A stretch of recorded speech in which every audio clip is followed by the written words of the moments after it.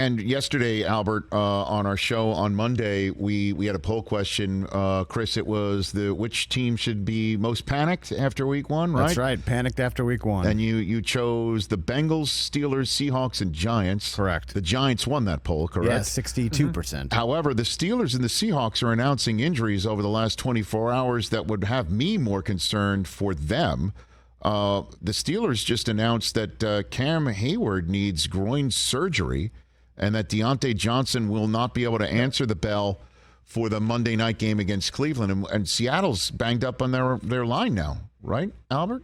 Is that what's going on there? Yeah, so Seattle's got the injury to Charles Cross. They're bringing in Jason Peters. And like you said, the Steelers have Deontay Johnson and Cam Hayward now on the shelf. And I think in both cases, you can kind of trust the program, right? Like, remember, the Steelers were 1-6 at one point last year. They won 8 of their last 10.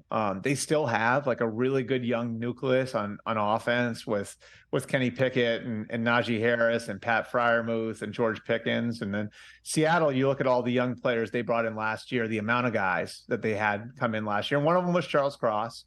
But they've got really, really good depth from the last couple of draft classes. And Pete Carroll has shown an ability to win year over year.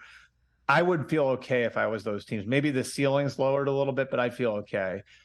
The Giants, I'd sort of agree with the people who voted in the poll, just because I do think that I think that Brian Daboll and Joe Schoen took a realistic approach to building their team this year, and that last year could fool some people into thinking they were closer than they actually were.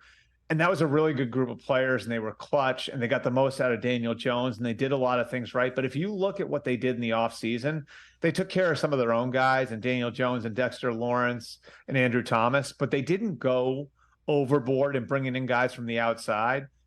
This was always going to be a 2 or 3 year process for them in building that roster up. I think there's an acknowledgement in the way they've built the last 2 years that this was going to take time.